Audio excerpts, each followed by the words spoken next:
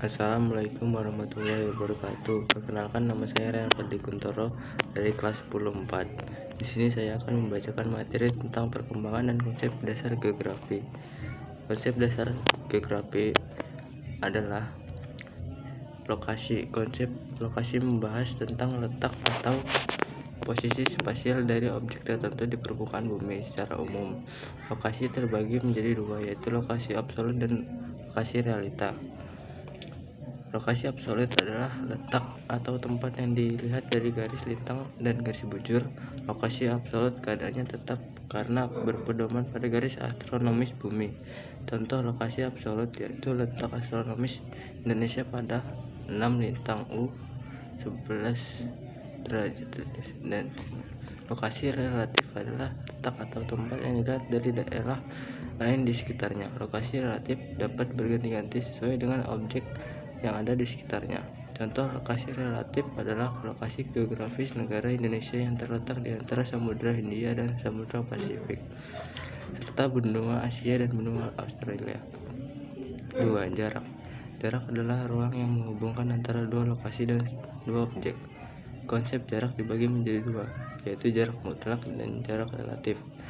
Jarak mutlak adalah jarak dua tempat yang diukur berdasarkan garis lurus di udara yang mudah diukur dengan peta. Contohnya jarak Jakarta ke Malang. Lalu jarak relatif bisa dinyatakan pada jarak tempuh, baik yang berkaitan dengan waktu perjalanan yang diperlukan maupun satuan biaya angkutan. Contohnya jarak Jakarta ke Malang dengan pesawat adalah 1,5 jam. 3. Keterjangkauan. Konsep ini mengacu pada kemudahan untuk mencapai suatu objek yang dipengaruhi oleh kondisi geografis atau wilayah. Contohnya, dari Jakarta akan lebih mudah menjangkau Kota Padang daripada Kepulauan Mentawai. Pola. Konsep ini mengacu pada susunan atau penyebaran fenomena pada ruang muka bumi. Contoh, pola permukiman penduduk di wilayah menyisir memanjang mengikuti garis pantai. Morfologi. Morfologi menggambarkan perwujudan daratan di muka bumi yang merupakan hasil proses pengangkatan atau penurunan wilayah melalui proses geologi. Contohnya seperti pulau-pulau daratan yang luas, pegunungan, dan lembah. 6. Aglomerasi. Konsep geografi ini adalah kecenderungan persebaran yang bersifat mengelompokkan pada suatu wilayah. Contohnya permukiman penduduk masyarakat perkotaan, mereka cenderung tidak mengelompok hingga timbul pengelompokan pemukiman seperti daerah elit, daerah kumuh, dan sebagainya. 7. Interaksi dan interpedentasi. Konsep ini berkaitan dengan hubungan timbal balik atau saling tergantungan antar wilayah. Contohnya hubungan antar desa dan kota. Warga kota membutuhkan makanan dari desa, sedangkan warga desa membutuhkan teknologi dari kota.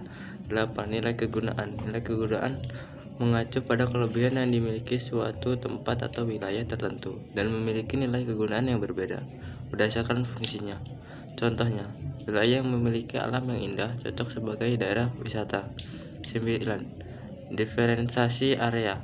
Diferensiasi area menggambarkan keunikan atau karakteristik antar wilayah dengan yang lainnya.